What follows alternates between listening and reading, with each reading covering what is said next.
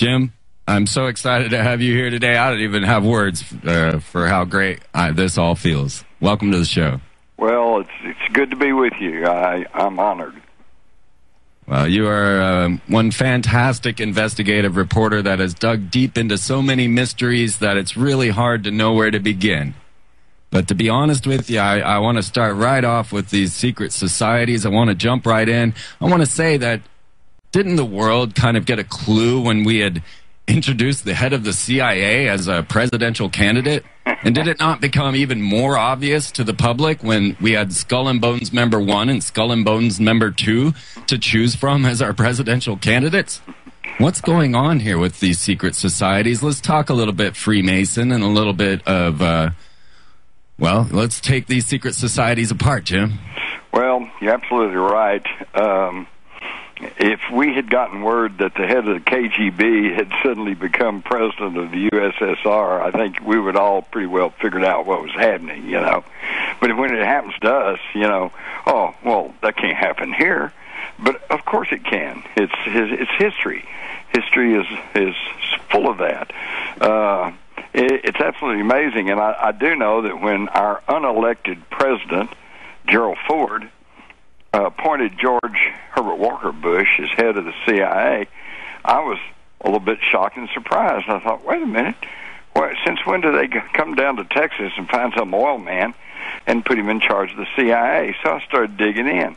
And what I found out is that, number one, his father, Prescott Bush, who was prosecuted during World War II as being under the Trading with the Enemies Act for being nothing but a financial frontman for Hitler and the Nazis, was one of the senators that helped create the CIA. And then I found out from a Black Ops pilot who flew arms and ammunition for the Bay of Pigs invasion that he was using the Zapata Drilling Company of Midland, Odessa, which was George Herbert Walker's oil company, as fronts for flying these arms and ammunition. That was in 1960-61. So all of a sudden it was like the light bulb went on. Oh, now I see why he was selected to head the CIA. And they're already talking about the Bush dynasty. This dynasty has been quietly subverting the government of the United States since World War II. It's amazing. And, of course, you don't hear about this because they are all connected to the Wall Street plutocrats who own the 5 corporations that decide everything we see and hear. And I'm not just talking about news. I'm talking about billboards, the Internet, satellite, cable, movies, music, billboards. Everything we see is now under the control of one of 5 corporations. It's absolutely amazing. And we used to laugh at the Russians because they only got their state-approved news through Pravda, the state-approved media organization. And now we're pretty much in the same situation. The only difference has been is that in Communist Russia and in Nazi Germany, the state gained control over the corporations, and it was that combination of state and corporate power that is the very dictionary definition of fascism, the blending of state and corporate power. Well, in modern America, they just reversed the process. Now the corporations have gained control over the state, but the end result's the same, isn't it? I've gone around and deciphered many of these corporate logos that I see around. The pentagram of Texaco, the shell of Shell, the fox equals 666, the sun sign of Target. I could go on and on.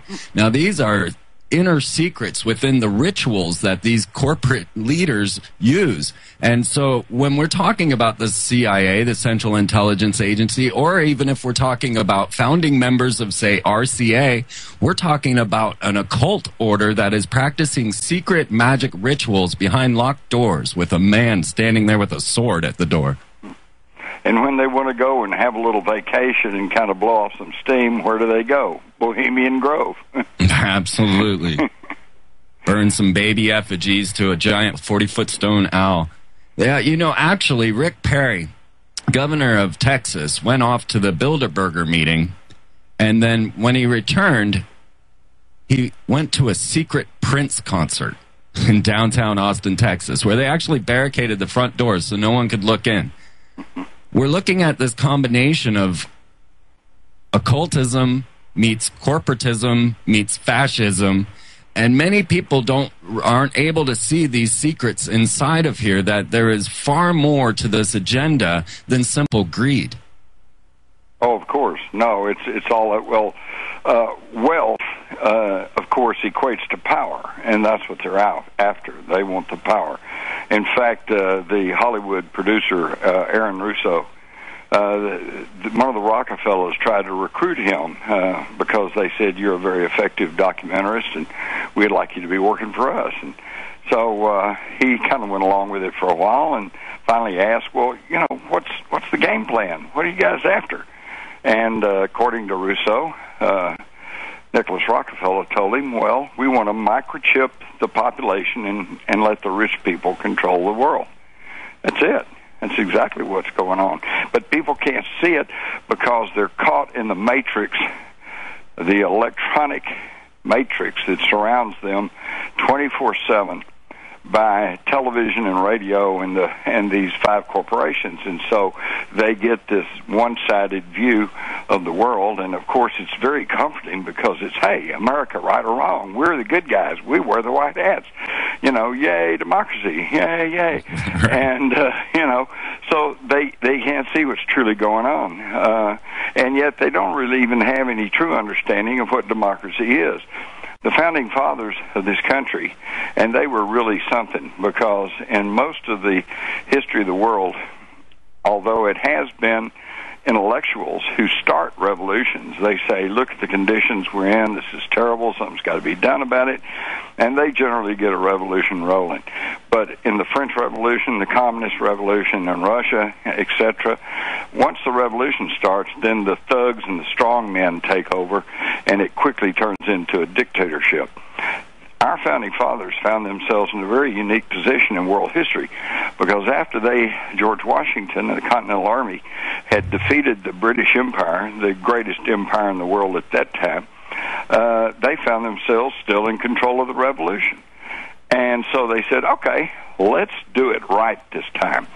So they sat down and hammered out a constitution and a Bill of Rights that guaranteed the people of this country a democratic republic. All right? They did not give us a democracy.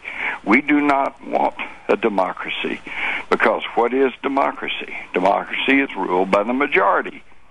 So the classic example of democracy in action is a lynch mob. We don't want that. So what's the difference? Kill the fanatics.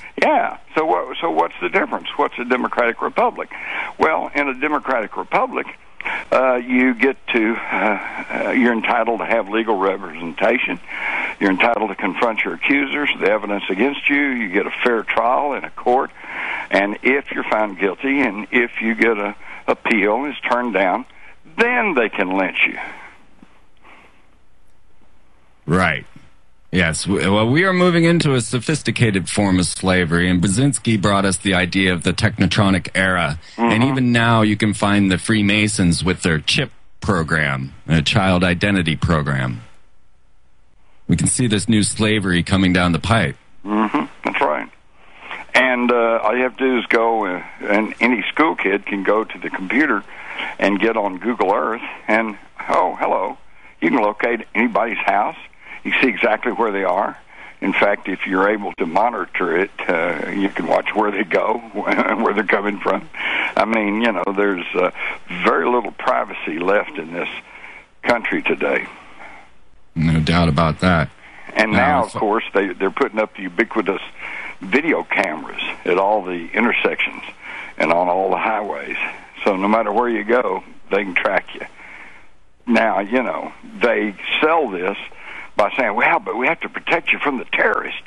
Well, right. Wait a minute. Hey, I'm not near as afraid of terrorists. They only want to kill you. If you see them coming, you can run away or you can fight them. I'm more concerned about the tyrants who want to take away my freedom.